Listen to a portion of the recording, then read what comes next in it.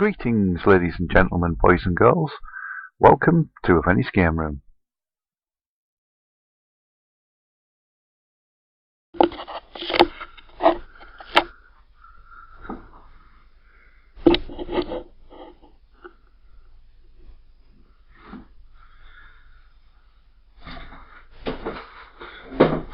Right, today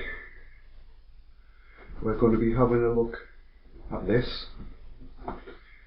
Now, this is a Toshiba HX-10 kit, and as you can see, there's a little pointer here. It came with a screwdriver and a couple of plugs, because the plugs weren't even attached when I got it. I had to put that on myself. Obviously, it came with the computer, and if I move that over, you've got the cassette as well. If you can actually see, I believe lights reflecting through the friggin' window, but never mind. Right, let's move on to the computer itself.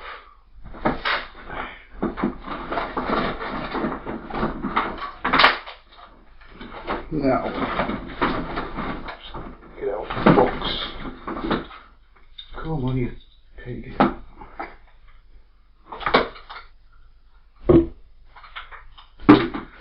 Right.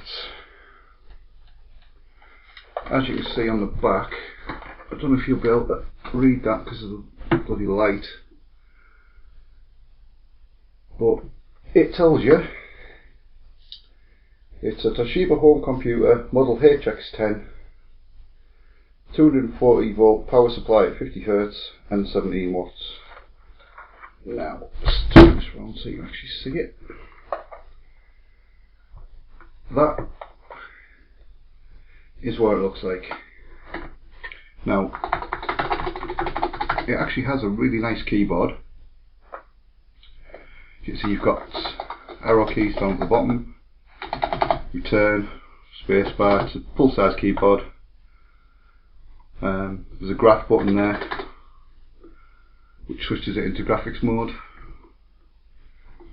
Now if we start from this side, you can see we have there an on off switch. Then if we go to the back, let's have a look. Right, we'll actually start from this side. This side doing this backwards, but never mind. That one there, which is the cassette. Then we have the RF, the composites, and we have at the end there an expansion bus, which supposedly you can actually upgrade these to an MSX2, but I wouldn't know because I've never tried and I've never looked it up on the net. So then what we've got on the other side, let's get my pointer again. There you've got your two joystick ports. There is the printer port. Now, see if the rest is on something so you can see the computer well.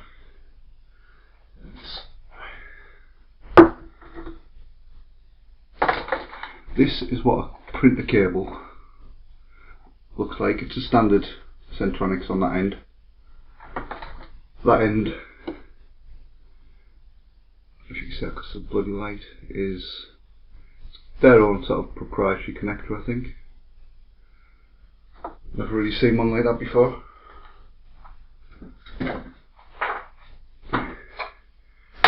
And you've got this one here,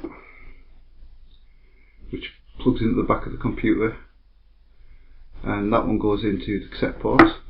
And then on the other end, you have your three audios, Now one is an earphone, one is a microphone, and that little one there, little black one, that is a remote, so it can actually take over the cassette recorder. Now I've left the cassette recorder upstairs in the loft. I forgot to bring it down with me, so unfortunately you won't be able to see it today. But never mind, I've got something else people might be interested in. Right.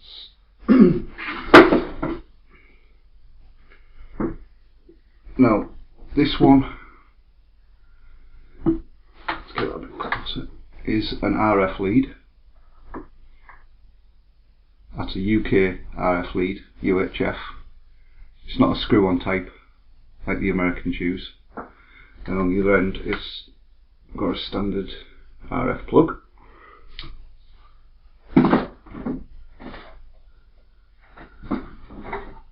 Then let's get this computer moved out of the way for a little bit. There, get flat. Now we have this. Now I don't know how well you're going to be able to see it because of the light, because it's got a glossy cover, so it's going to reflect like crazy. Now this is getting the best from your MSX.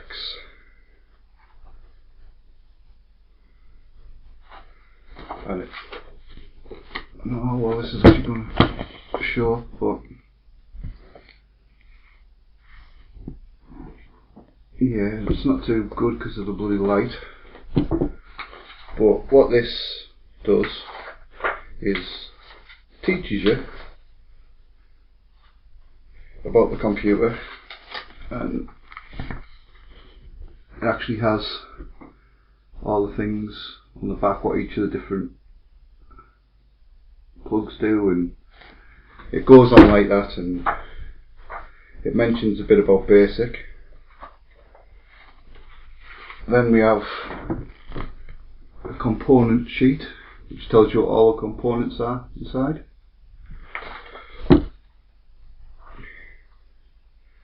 We've got stuff for music, and there's a bit of programming in here, a bit about graphics, and then we have the smallest explanation of machine code I've ever seen in my life. If you can get that a bit closer. It actually goes into machine code a little bit. Not much. But yeah, that's the getting the best out of your MSX. Now it also came with another one, which is the Home Computer Basic Reference Manual. Now, as basic manuals go, to be honest, it's not too bad. It's fairly comprehensive. So obviously the first chapter's about the syntax and things, data types, variables, arithmetic, logical expressions, screen control. Does it actually have a... I can't remember if this has a basic Hello World program. Then it goes on to music, interrupts. Oh, this actually does cover machine language. I didn't think this one did. But as you can see, it goes into developing machine language programs. So it's fairly comprehensive. It's been a while since I've actually opened this and had a look at it, to be honest. But it explains all the different commands and statements and syntax for everything, which isn't too bad really. Fairly comprehensive. Now, oh, actually what I forgot to do is to show this here. Now this is the cartridge slot. Now this takes cartridges, and I actually brought one down with me. This one. which is track and field.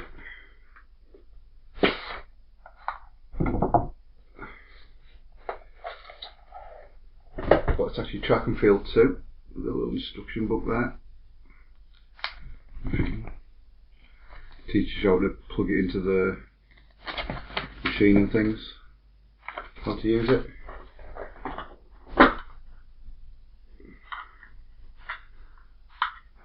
That's what the cartridges look like. And if you look at the bottom, you'll be able to see that there is actually spring loaded to protect the board. Then with that, it goes in the top, and you just plug it in, turn it on, and you've got your game. Let's put it together. Now, I do have other cartridges as well, but I've only brought one other one down with me. And this one's in a bit of a mess. It's not the best of condition. This one's called Computer Mates. Now what this one is exactly the same, apart from it doesn't actually have a spring loaded thing on the bottom to protect the board. And that just goes in there like the other one. And basically it's a word processor, spreadsheet, database, things like that. It's basically an early office suite. And this is a quick reference, so if you can see that, it tells you about the word processor and things and the different commands and whatnot.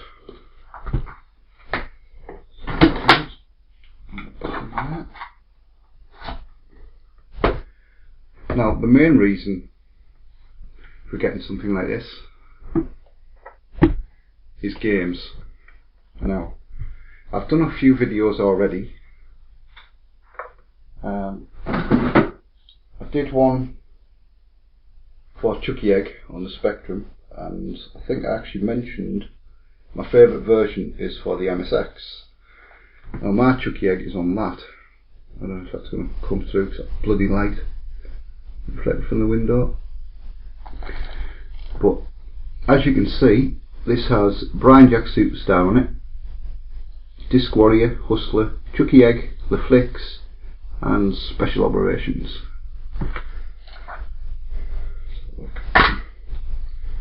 And this is a compilation done by Bo Jolly, and there's the tape for it.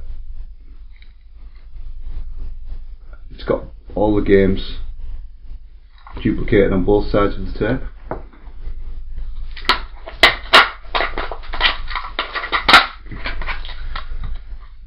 Then we have the instructions, which are getting a bit old now, which haven't been read for a long time.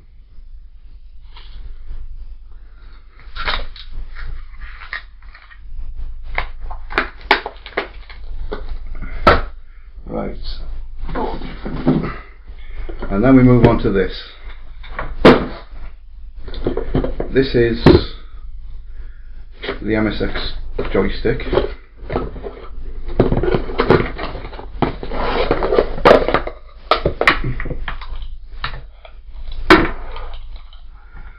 You see that? You got a button at the top, you got a button on the side. It's actually not too bad. It reminds me of the flight sticks more than anything else. It is leaf spring, and I've not really used it too much. As you can see, it's a standard 9-pin tin. I actually have another joystick that I use for all my retro consoles, and that's called a PowerPlay Cruiser. Now, I've actually brought that down with me.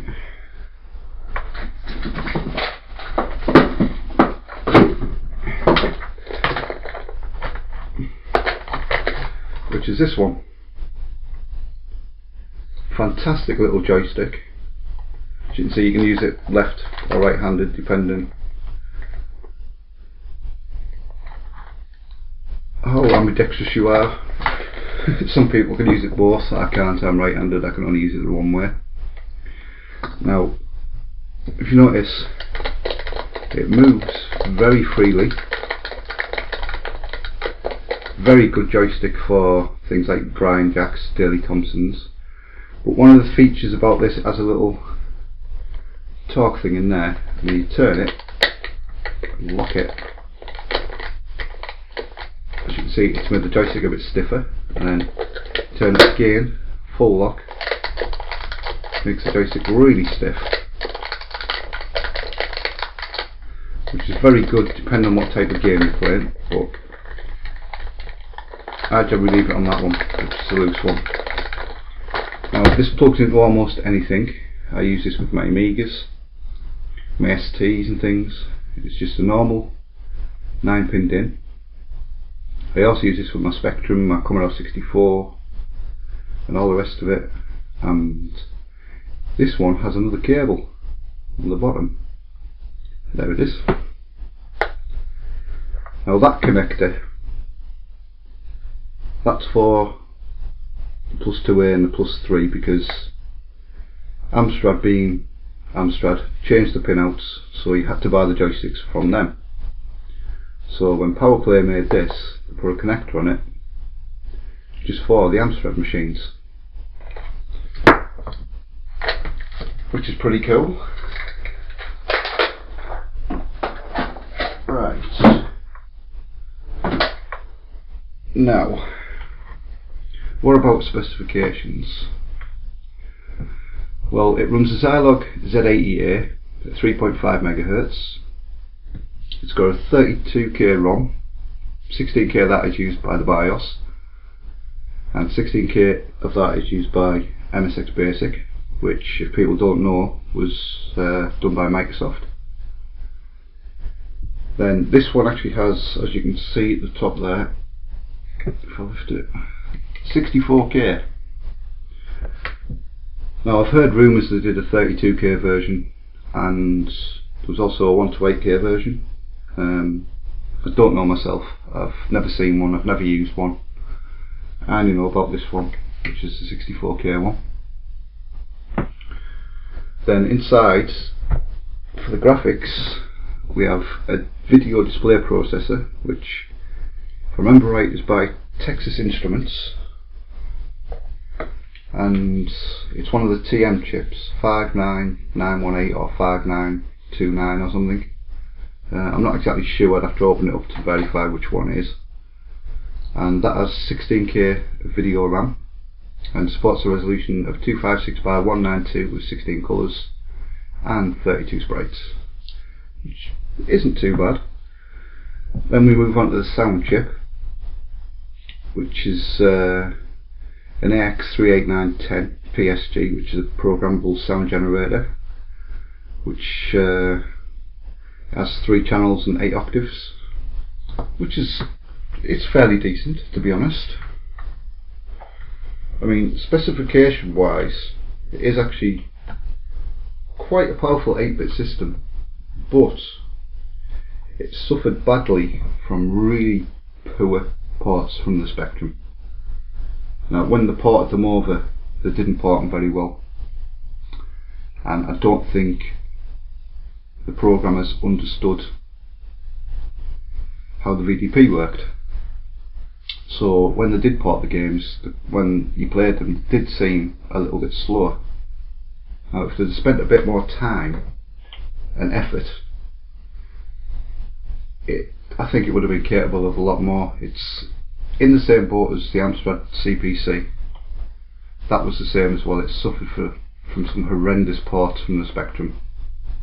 I don't even think that half of them were recoded. They were just ported the code over because it was Z80. Oh, God. Now, I do have one more thing that I have with my MSX that I'd like to show you. Oh. bloody heavy thing. Right.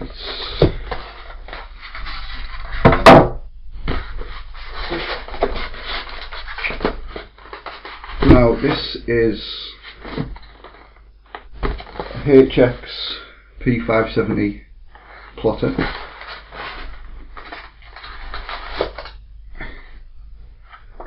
And as you can see, it's a tiny little thing. Has a standard Centronics port on the back of it, and a power port at the bottom there. Very few buttons on it. You've got your power button on that side, you've got your line feeds there, that's for changing colour and that's for reset. Now if I remember right, this only had 4 colours. It's a very dinky little printer. It is. It's fairly heavy for what it is. I don't know if you'll be able to see in there, but there's 4 little pens in there. Tiny little pens, which is what kicks out your colour.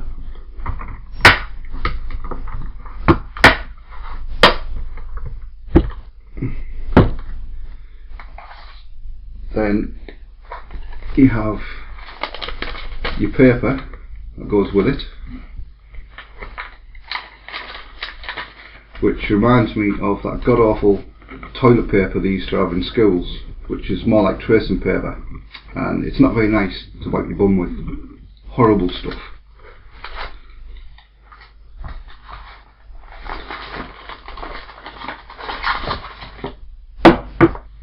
Then we've got the power adapter,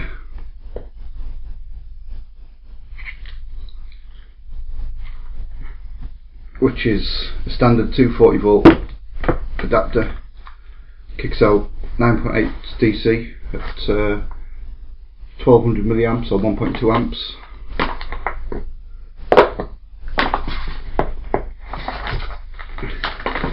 To be honest, it's not a bad little printer, really.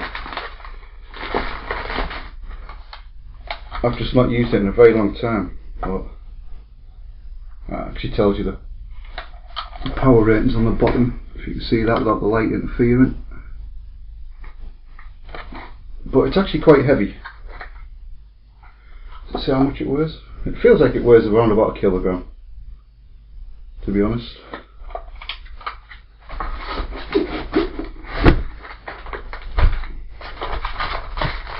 This printer is fairly expensive. I think I paid 250 quid for this when it came out. I didn't mind so much though, because I was working at the time.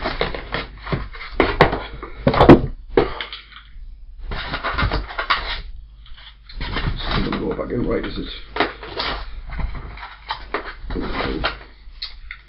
This bloody plug stopped me going down.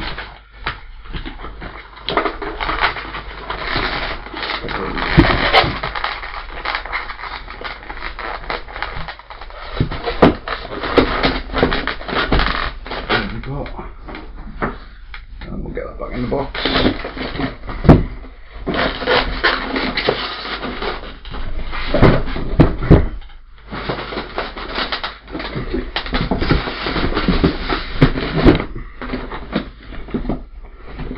But yeah, it's not something I've used for a very long time, the printer.